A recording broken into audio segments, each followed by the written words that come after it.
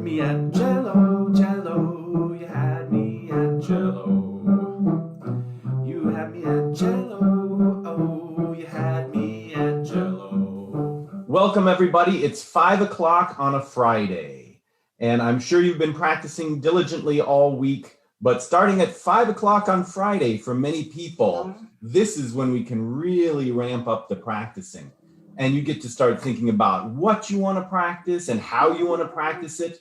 And in some cases, maybe if you just need some motivation on a particular day, just what it is that inspires us to, whether to practice or to practice in a particular manner, a new way. So along those lines, I hope you've checked out the new website, You Had Me at Cello, or the books and CDs and whatnot. I try to contribute towards this end, but particularly 5 o'clock on Friday is my chance to interview another cellist about their thoughts along these lines and cello playing and music making in general.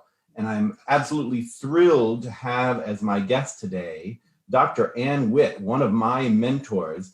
Many of you viewers probably heard me talk a bit about her wonderful credentials and experiences and contributions to the world of music, but we'll hear some from her on this as well. Welcome, Dr. Witt. How are you doing? Thank you so much, Benjamin. It's great to be here with you. I feel honored to be one of your guests and presenters. And I'm doing really well, thank you. We are starting to have spring here in Alabama. Excellent. And so that's always nice. Terrific. We hope to get spring up here in Wisconsin within the next 3 or 4 months. So can you tell the viewers a bit about your musical background, cello and music in general? Sure. I grew up in a musical family. And my dad was a professor of music education here at the University of Alabama, which makes the end of the story really nice to connect with that. Now that's what I do. I'm also a teacher here, an instructor at the University of Alabama. But I grew up knowing that I did not want to be a music teacher, that I wanted to be anything else, but not that. But I didn't know what else. But I started on piano young. We had a great teacher who taught us to hear pitches and to do dictation, and what fun it was. And when I think about motivation, I think back on those days just a little bit where I was with the big kids, the third graders, and I was 4 years old, and how being with the big kids is a big motivator. So that's kind of a theme that I like to think about later on. But then I started the cello at age 11. At first I was playing violin after school, but it was a really small program, not very good, not very inspiring. And then one day he took away the violin and brought home a cello and said, "Here, you'll be playing this from now on."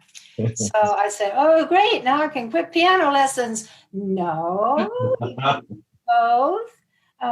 So I did, what my father said, and I didn't practice very much for a while until I got with a group, because I only had private lessons.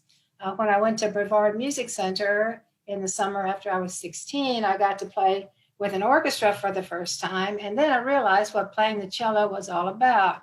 I'm a group person. I belong in a group. And solos, I didn't enjoy nearly as much as playing in an orchestra. So that became my motivation then.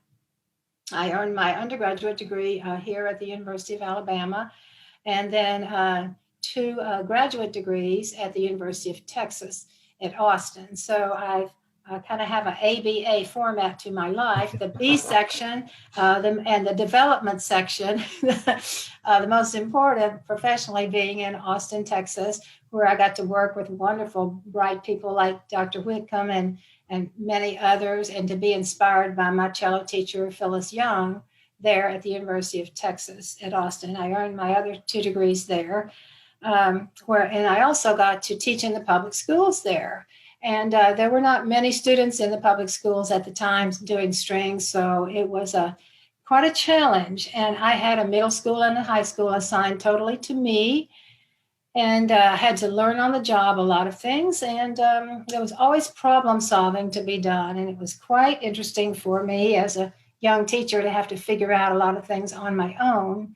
But I want to credit my membership in ASTA and my participation in ASTA, as well as my state organizations, for helping me grow, because my dad said, your undergraduate degree prepares you to have a good first year. Then the rest is up to you from then. So I had a lot of learning to do, and just a rich environment to be able to learn in. And I was able to get into leadership position because Phyllis Young pushed me. I'm not the person that raises her hand easily to volunteer. So she nominated me to be president of ASTA, and I also served as secretary of National ASTA. And then I was leader in my state organization as well. All through my life, I have felt such family support and colleague support. String teachers are just the best. The rest of the world is not like us. And this is not arrogance talking. This is just experience. It's just something about moving that bow. I don't know what the sound that brings us together. When I came back to my hometown of Tuscaloosa in 2003, I got to start teaching here at the university, and I teach music education courses. I teach all the students that are going to be elementary, choral, band, orchestra teachers. I teach them in 2 classes, and I also teach the performance majors, their string pedagogy and string literature. Oh, I should mention I did play in the Austin Symphony for 28 years, I think, 26, something like that, over 20. And so I have had a strong professional and musicianship factor in my life. So I feel like I'm kind of in both worlds. I'm in the music education world, and I'm also in the string performance world by getting to work with the performance majors in the academic classes. Now, thank you. I learned a ton from you at UT Austin. And then, as with some of my other mentors, it didn't stop there.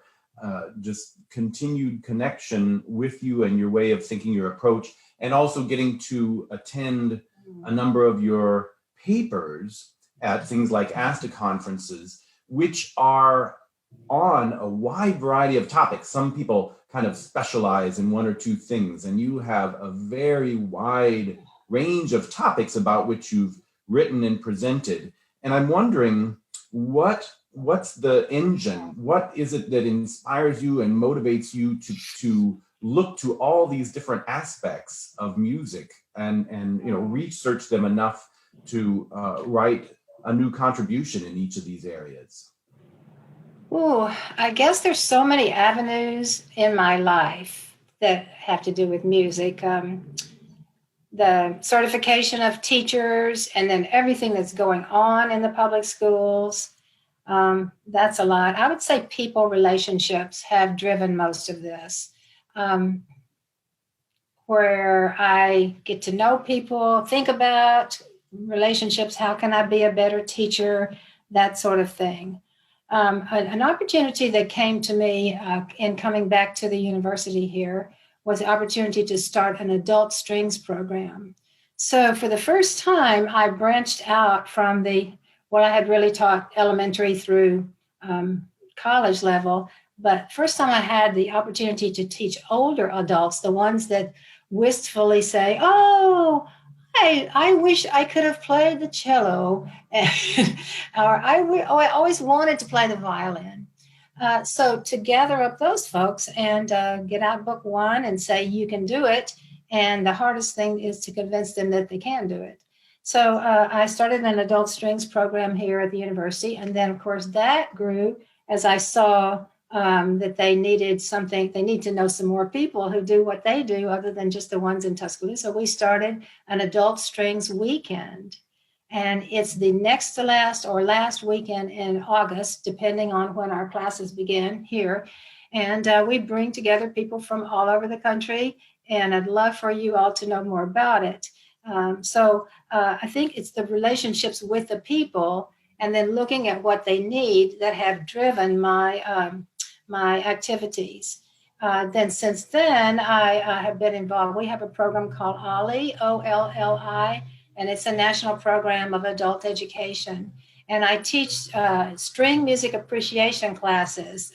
You can make up your own class.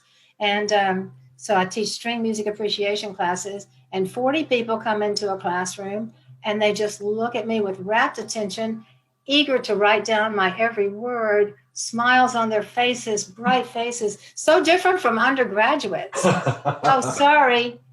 Didn't mean to insult anyone personally, but wow, we love this. We love this. And then show them the video on the big screen that gives the up close and personal with the bowing and the vibrato. And YouTube is so great. So people relationships, that's what's driven me. So I took my lectures from string and literature class, turned it into an adult appreciation format, left out some of the jargon, and now I have another research interest in publication, if you will, teaching interest. Another thing that's motivated me is getting better every year.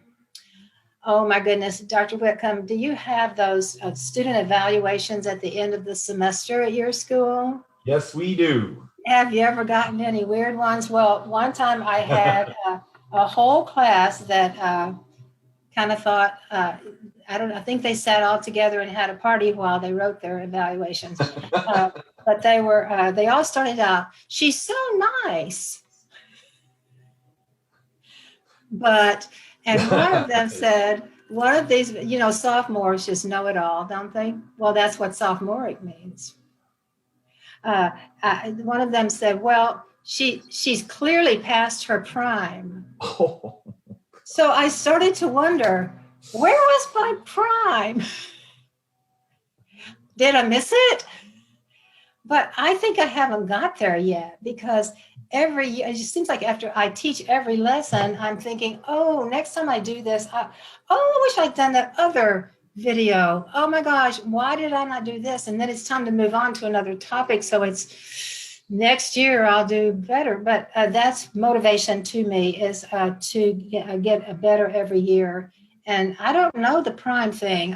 My student thought he knew it, but I don't think I'm there yet. So because I keep learning, and it is so much fun to teach. Then another thing I think that's motivating research and presentations is problem solving. If I'm having difficulty with classroom management after all my years of teaching, then other people are too, and especially new teachers who don't have the resolve. I have resolve. I know I'm on a good pathway. I know I'm doing a good plan, but new teachers question their resolve right at first. And so I try to help my future teachers to solve some problems in advance. But I have lots of vignettes of things that have happened in the classroom. We enact them out. You can hear a pin drop at the fear that they have. But just kind of think of things that are going to be happening and already do some problem solving before things come up. With private students, they're not going to practice. So don't be surprised if they don't just love to practice. So training someone in pedagogy, we need to have some good discussion. Like, do we really insist on practice? Do you want to teach a student that doesn't practice? Well, sometimes you do. It depends on the circumstances. My teacher taught me for several years when I didn't practice. That was before I discovered the orchestra. And God bless her, she didn't kick me out. So sometimes it might be that you just go along slowly and you don't make a lot of progress with your students. So each student brings his or her own information to the table, and then that helps me as a teacher to go through problem solving. So I would say under inspiration, the people relationships generally I feed off of. And then two, getting better every year is very motivational. And you don't have that, you won't be a happy teacher. And then number three, the problem solving is a really good thing. It's a great field to be in. It's so interesting and challenging. Excellent. All right. The lifelong learner attitude has definitely been one of the things that has come up in more than one interview, which is so important, of an attitude, and that there is no prime. We're still going forward, and I'm sure that helps a great deal in the teaching of the adult learners in that group and that camp. Another thing is the curiosity that keeps you looking for the problems and trying to figure out how to solve them, and a certain fearlessness in trying new things, going into new areas. But I'm kind of curious, with one of the things that has struck me the most with you is there's a lot of people, I think, within the field of music who are very perceptive and very observant, but you've always struck me as unusually so, even among that group. So I'm wondering, maybe there's a chicken and egg thing. Was it the desire for ever greater problem solving skills that made you become ever more observant, or was it the other way around, or neither? Interesting. Probably everything mixes together. I tend to be very hard on myself after I teach, and thinking back and why didn't I do this or that? And I've gotten a little better at that recently. But it's just really hard to say, isn't it? But the people like you and all the people that I worked with in String Project, it just inspired me so much. And then teachers that I work with now, we have a new area head, and he is just gung-ho to improve our curriculum, music education curriculum, which is already 147 hours. So you can't add without subtract. Congress should do that. Anyway, just be energized by people like that. Okay, I've had ideas for years, and now the right person has come. And so I think I'd give advice: just hang out with the happy people. Don't hang out with those burnout, unhappy people that just see negative things. Yeah. Well, okay. Another thought.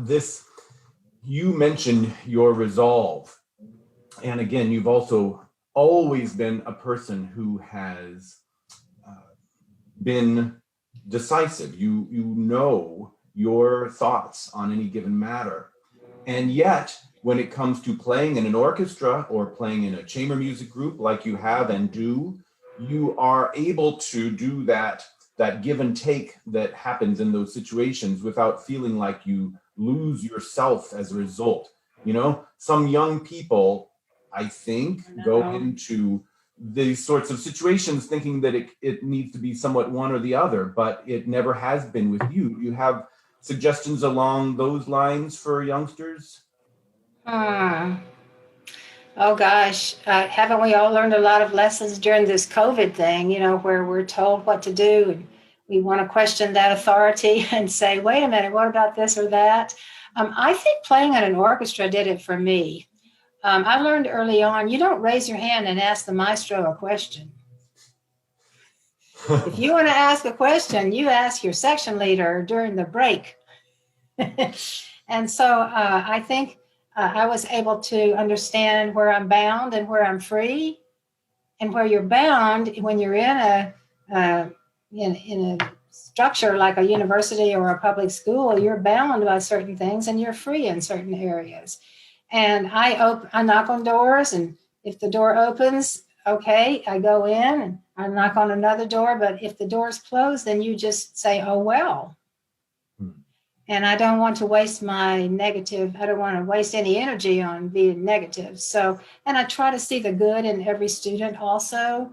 I don't use labels. I never use the labels like lazy or he has talent, but he could be so much, if he wasn't so. I try to put kids in boxes. Don't do that, but just see each one for where they are. Excellent. Amen. Well, Dr. Witt, it is always such a pleasure talking with you and hearing the way your mind works and where your ideas have taken you and are taking you. So thank you so much for being my guest today. You're welcome. It was a pleasure to be with you, Benjamin. Well, thank you. And viewers, our guest next week at Friday on at 5 o'clock on Friday is going to be Jason Cicero, one of the orchestra directors at West Bend High School. So you won't want to miss that. And in the meantime, happy practicing.